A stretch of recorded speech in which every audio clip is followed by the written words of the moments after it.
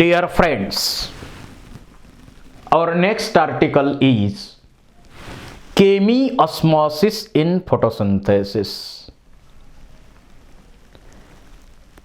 The concept of chemiosmosis was studied by Mitchell, a Nobel Prize winner.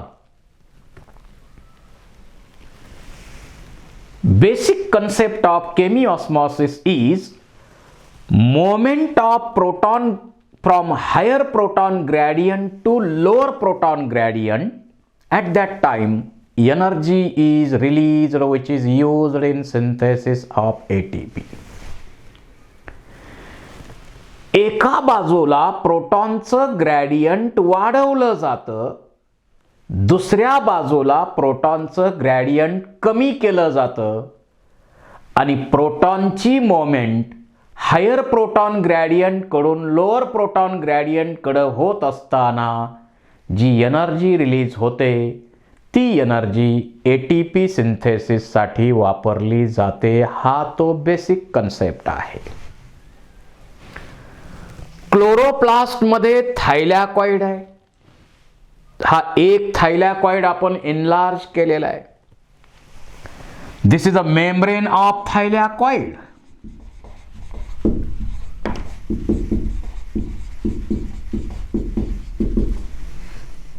This is a stroma of thylakoid,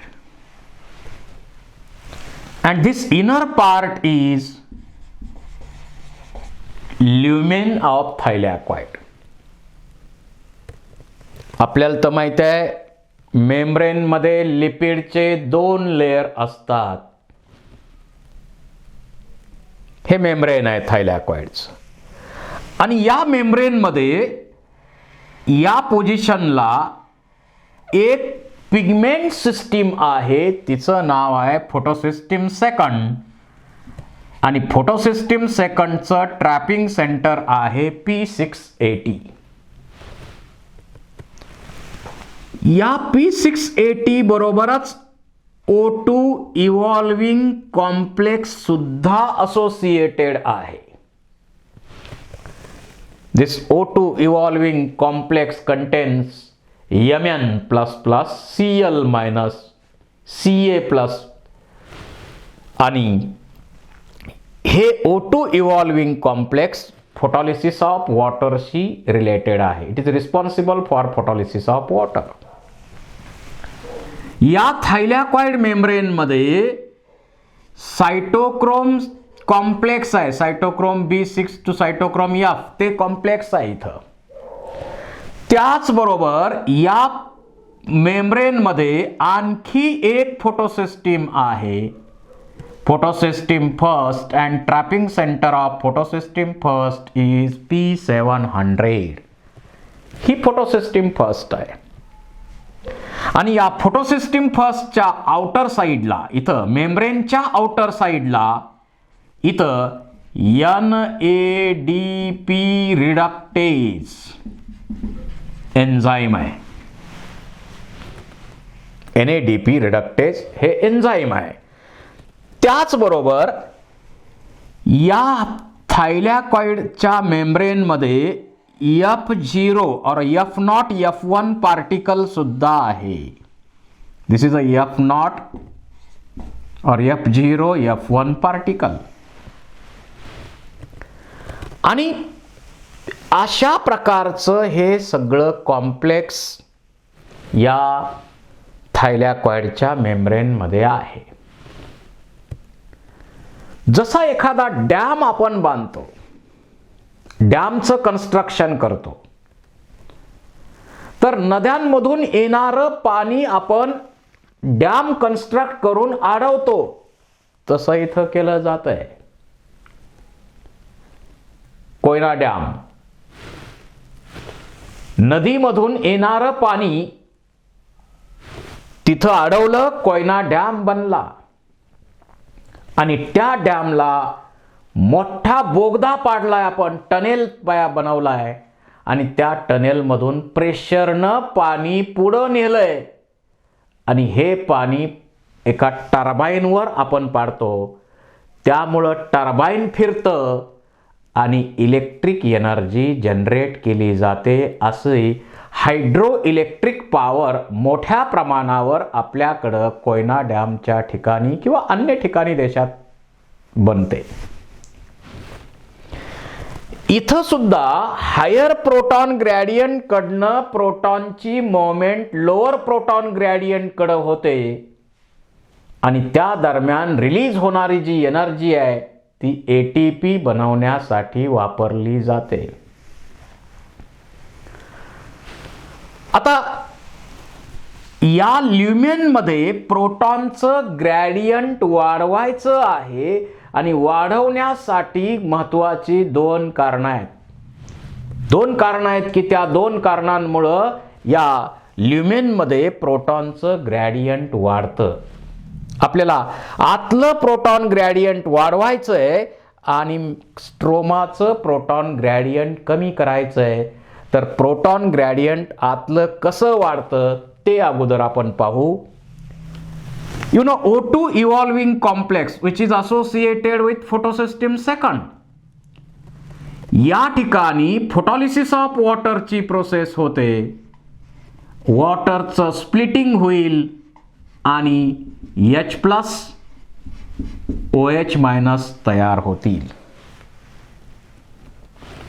H+ आणि OH- तयार होतील.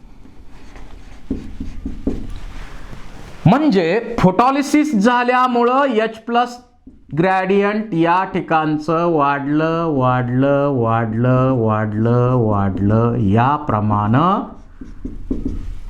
फोटोलिसिसच्या प्रोसेसमुळं इथं proton gradient प्रोटॉनची level या ल्युमेनमध्ये वाढवली गेली. म्हणजे प्रोटॉन ग्रॅडियंट वाढवण्यासाठी एक कारण घडलं काय? Photolysis of water. या O2 इव्हॉल्विंग कॉम्प्लेक्सच्या मदतीनं फोटोलिसिस ऑफ वॉटरची प्रोसेस झाली आणि फोटोलिसिस ऑफ वॉटरच्या प्रोसेसमुळं H+ ची लेवल इथं वाढली वाढली वाढली. एक नंबरचं कारण H+ ग्रॅडियंट वाढवण्याचं. जसं डॅम मध्ये एखाद्या नदीचं किंवा अनेक नद्यांचं पाणी एकत्र करतोय तसं प्रोटॉन ग्रॅडियंट इथं वाढलंय. त्याचबरोबर नॉन सायक्लिक फोटोफॉस्फोरिलेशन जे आपण स्टडी केलंय, या नॉन सायक्लिक फोटोफॉस्फोरिलेशन मध्ये आपल्याला माहिती आहे ज्यावेळी या फोटोसिस्टम सेकंड वरती लाईट पडेल त्यावेळी ही फोटोसिस्टम या फोटोसिस्टमचा क्लोरोफिल ए एक्साइट होतो आणि लो एनर्जी लेवलचे इलेक्ट्रॉन्स जे आहेत ते हाय एनर्जी लेवलला शिफ्ट होतात. Chlorophyll A get excited and electrons get expelled at high energy level. These high energy electrons are accepted by primary acceptor. आणि प्रायमरी ऍक्सेप्टर कोणता आहे तर फिओफायटीन. हा प्रायमरी ऍक्सेप्टर आहे. हा प्रायमरी ऍक्सेप्टर इलेक्ट्रॉन ऍक्सेप्ट करतो आणि हाय एनर्जी इलेक्ट्रॉन्स जे प्रायमरी ऍक्सेप्टरनं घेतलेले आहेत त्याच्याकडून हे इलेक्ट्रॉन, मी जरा लेबलिंग वरती करतो, प्रायमरी ऍक्सेप्टर. इथं प्रायमरी ऍक्सेप्टर करून इलेक्ट्रॉन्स दिले जातात प्लास्टोक्विनोन, मोबाईल इलेक्ट्रॉन कॅरियर. इथं एक मोबाईल इलेक्ट्रॉन कॅरियर आहे, त्याच्याकडं इलेक्ट्रॉन दिले जातात. तर प्लास्टोक्विनोनकडं इलेक्ट्रॉन दिले, परंतु प्लास्टोक्विनोन हा फक्त इलेक्ट्रॉन कॅरियर नाही तर त्याच्या बरोबरीनं इलेक्ट्रॉन जसे कॅरी करतो तसं तो प्रोटॉन सुद्धा कॅरी करतो. म्हणजे त्याच्यामुळं बाहेरचे प्रोटॉन सुद्धा याच्याबरोबर कंबाईन होतील आणि इथं तयार होईल PQH2.